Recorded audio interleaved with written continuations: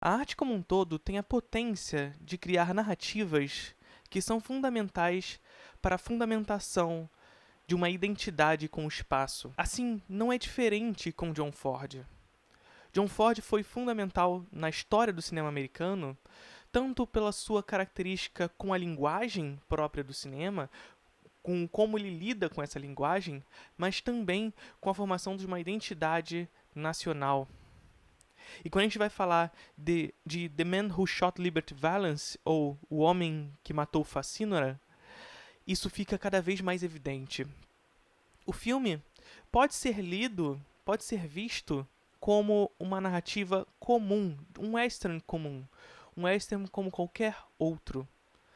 Contudo, dentro de sua composição, dentro do como contar essa história, John Ford inicia um mito fundador do que é o ser americano. A gente vai ver com bastante clareza nessa construção dos personagens em John Ford, nesse filme de John Ford, a força, a potência da imprensa, a potência da lei, sendo demarcada em alguns personagens específicos dentro da obra, mas ao mesmo tempo percebendo que há, nesse momento, um estado de exceção que quer derrubar todas essas naturezas pelas quais os Estados Unidos deveria arraigar. Então a gente vai ver Liberty Valance como esse cara que é esse estado de exceção, essa anarquia que tenta a todo instante derrubar a liberdade americana.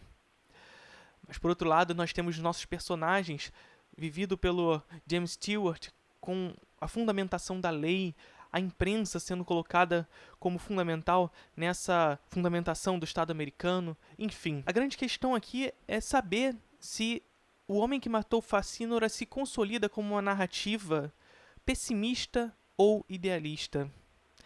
E eu acredito que John Ford constrói a sua narrativa de maneira em que esse idealismo utópico se conflui com esse pessimismo realista, esse pessimismo necessário de se consolidar. Porque esse pessimismo, ele em especial vai se consolidar, vai se construir no final do filme. Isso vai ficar bastante evidente ao final do filme. A vitória do nosso personagem, que vai vencer a luta final, mas em especial vai entrar na política e vai vencer na vida, só se dá através da violência e por causa da violência. Algo que durante o filme ele vai constantemente lutar contra. Vai dizer que essa violência deve ser combatida através da lei o tempo todo. Mas a vitória do nosso personagem se dá através da violência e não através da lei. E o nosso personagem, ele se vê inserido dentro dessa lógica, ele se sente constantemente amargurado por essa decisão que ele acaba tomando no filme. Mas a gente percebe que, na verdade, não é ele quem dá o tiro final. Quem dá o tiro final é um outro personagem vivido pelo John Wayne. E esse novo personagem atira com a arma e combate a violência com uma arma. E aí, portanto, o que a gente tem aqui instalado dentro de O Homem que Matou Facínora nada mais é do que o mito fundador americano como ele realmente é.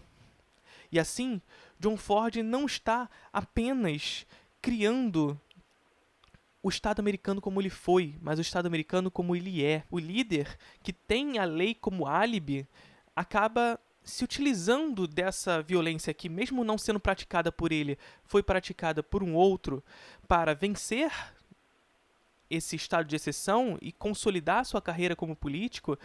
Então, esse idealismo utópico que se constrói a partir desse Estado construído pela lei, esse Estado livre, se mistura com o pessimismo de que essa violência só poderia ser combatida pela arma.